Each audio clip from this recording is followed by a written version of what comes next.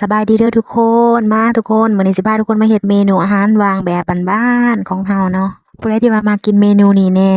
แต่ว่ายังบ่ทันได้เคยลองเฮ็ดสำหรับส่วนประกอบแล้วก็วิธีการเฮ็ดก็บ่ได้มีอิหยังยุ่งยากหลายเนาะเดี๋ยวเราไปเบิ่งแล้วก็ไปเฮ็ดพร้อมๆกันเลยเด้อก่อนอื่นเบิดเนาะเราก็จะได้มะงิวมาใหม่ๆสดๆจากต้นเนาะเราก็จะเอามาล้างแล้วก็ทำความสะอาดแล้วหลังจากนั้นเนาะเราก็จะมาฝานเปลือกออกมื้อนี้เราจะได้มะงิวใหม่ๆสดๆมาประมาณ6หน่วยเนาะแต่เราจะบ่เฮ็ดเบิดเนาะเราจะเฮ็ดประมาณ3หน่วย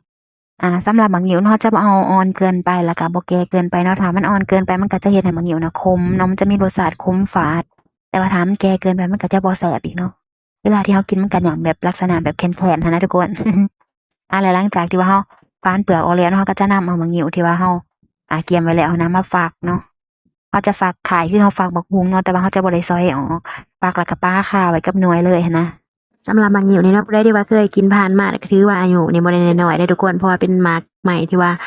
หรือว่าเป็นเมนูสมหรือว่าอาหารว่างที่ว่ามีมาตั้งแต่โดนๆแล้วเนาะถ้าเป็นเดี๋ยวนี้ก็ถือว่าอยากหายากแน่แล้วเนาะทุกคนเพราะว่าต้นงิ้วสมัยนี้นะมันบ่ค่อยจะมีเพราะว่าค่อนข้างที่ว่าจะหายากแน่เนาะผู้ใดที่ว่ายังบ่ทันเคยลองชิมเนาะก็ลองเฮ็ดแล้วก็ชิมเบิ่งเด้อทุกคนเด้อบอกเลยว่าสิติดใจแน่นอนเพราะว่าเป็นเมนูอาหารว่างแบบธรรมชาติเนาะที่ว่าเรากินกันมาตั้งแต่ใดๆแล้วเนาะแล้วก็เป็นเมนูที่ว่าอ่า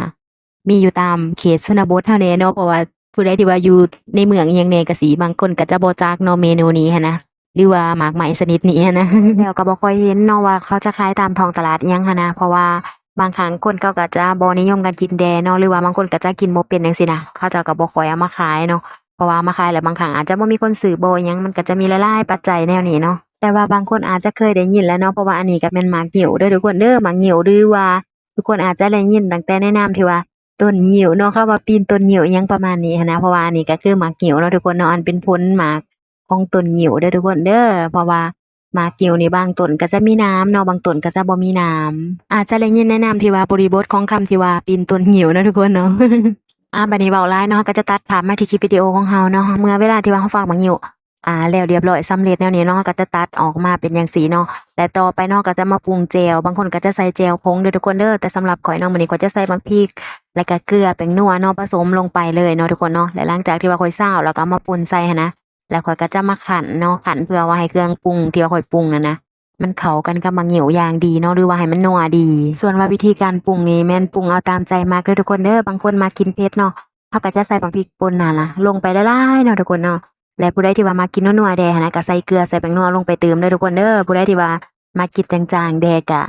ใส่จักหน่อยหนึ่งก็ได้เนาะทุกคนเนาะอันนี้แม่นปรุงเอาตามใจมักเนาะเพราะว่าตัวนี้นี่แม่นของที่ว่าเราจะกินแซ่บก็มันขึ้นกับคนที่ว่าจะกินเนาะก็คือเราเองหั้นแหละเนาะทุกคนเนาะ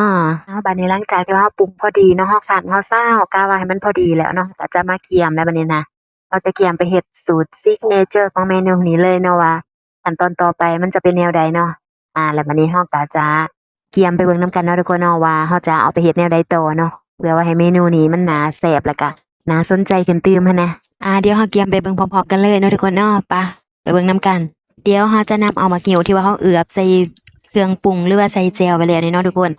จะเอามาแหย่ใส่หางหมูแดงเนาะทุกคนเนาะ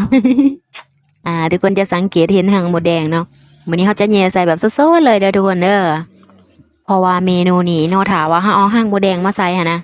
หมูแดงเนาะแม่นมันจะมีรสชาติแบบสมเปรี้ยวแล้วก็แซ่บเนาะทุกคนเนาะอ่า อันนี้มันขั้นตอนซิกเนเจอร์ของเมนูนี้เลยเนาะทุกคนเนาะผู้ใดที่ว่าอยากลองเฮ็ดเบิ่งเด้อทุกคนเด้อเพราะว่าเป็นเมนูที่ว่าอ่าลุ้นกันเนาะทุกคนเนาะทั้งใส่หางหมูแดงเนาะแล้วก็ทั้งคือหมูแดงสมกัดอีกหั้นนะถือว่าเป็นเมนูที่ว่าม่วนเนาะทุกคนเนาะมันได้แบบว่าเฮ็ดอิหยังที่แบบท้าทายแน่นะ หางหมูแดงของเราก็ถือว่าแตกสะเลยเนาะทุกคนเนาะอันนี้ก็แม่นบางหิวที่ว่าเราแย่หางหมูแดงมาแล้วเด้อทุกคนเด้อผู้ใดที่ว่ามากินสมๆหั้นนะ ก็สามารถใส่หลายๆแหน่ก็ได้เด้อทุกคนเด้อผู้ใดที่ว่าบ่มักกินสมก็ใส่จักหน่อยหนึ่งเนาะทุกคนเนาะเพื่อว่าให้กินมันหอมหั้นนะและสำหรับผู้ใดที่ว่าเห็นแล้วเนาะอยากลองเอาไปเฮ็ดกินก็ลองเฮ็ดได้เด้อทุกคนเด้อบอกเลยว่าแซ่บแท้แน่นอนใครที่ว่าเขามาเบิ่งคลิปวิดีโอนี้เนาะถ้าสนใจก็อย่าลืมกดไลค์กดแชร์ให้หน่อยเด้อทุกคนเด้อเพื่อว่าเป็นกำลังใจในการสร้างคลิปวิดีโอต่อไปเดี๋ยวเจอกันใหม่ในคลิปวิดีโอหน้าเด้อทุกคนเด้อสำหรับมื้อนี้บ๊ายบาย